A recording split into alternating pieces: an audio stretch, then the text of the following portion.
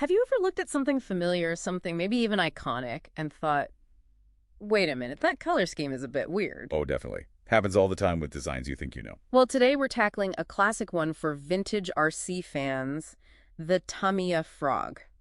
It's from 1983, it's called the Frog, but it's pink, white, and black.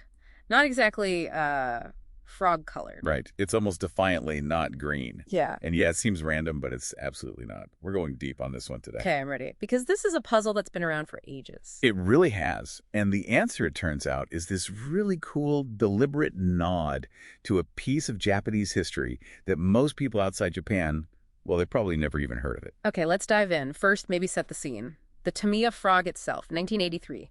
Kit number 58041. Yeah. It was huge back then, wasn't it? Oh, massive. The mighty Frog in Japan. It was right at the heart of that whole 1980s radio-controlled car explosion, a real cornerstone vehicle for so many people. And wasn't it pretty advanced for its time, technically speaking? Yeah, absolutely. It was one of the first models built on Tamiya's ORV chassis. That's off-road vehicle chassis. A big step up in toughness and how it handled off-road. Okay, and it had that distinctive movement, right, the suspension. Exactly, that rear trailing arm suspension. Yeah. It gave it this sort of hopping motion when it went over bumps, which, looks uncannily like a frog leaping. It really sold the name. That's clever, because Tamiya, their reputation was built on super accurate scale models of real cars, but the Frog, it was a fantasy buggy, wasn't it? It was. But even their fantasy stuff, under the legendary designer Dr. Fumito Taki, had this philosophy of, embedded realism, a narrative. So even though it wasn't a model of a real car, it still looked plausible. Plausible and intentional. The wide body, low stands, those big round headlights that look just like eyes, and the suspension acting like hind legs. Yeah. It all created this animal-like zoomorphic feel. Very frog-like in form, if not color. Okay, so the shape makes sense, but the pink, to get that, you're saying we need to time travel a bit. We do. Back to the 1950s, post-war Japan. And we need to talk about a little three-wheeled truck, the Mazda K360. A three-wheeled truck. Okay, didn't see that coming. Yeah, produced from 59 to 69. It was a real workhorse, vital for rebuilding efforts. Tiny, efficient, kind of cute, actually. And I think I read something about how it was developed, a bit of a secret project. That's the story. Apparently, some young Mazda engineers worked on it on the sly because the company president wasn't keen on the idea initially. Showed some real gutsy innovation back then. Wow.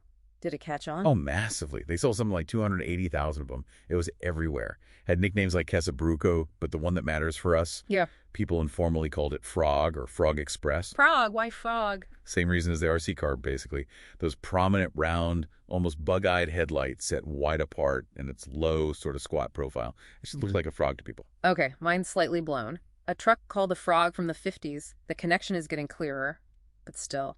The pink. Was the truck pink? Bingo. This is the clincher. The Mazda K360's main factory-promoted launch color scheme. Pale pink and white, two-tone. Seriously, pink and white. Dead serious. There's even a promotional postcard from the 1959 Tokyo Motor Show that explicitly says its initial image color is white and pink two-tone.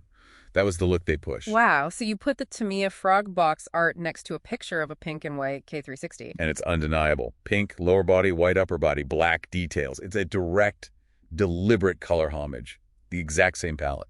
That's incredible. But why? Why would Tamiya in 1983 reference a 30-year-old three-wheeled truck that most of their global customers wouldn't know? Well, think about Tamiya's core value. Realism, narrative. Even in a fantasy buggy, they wanted that depth.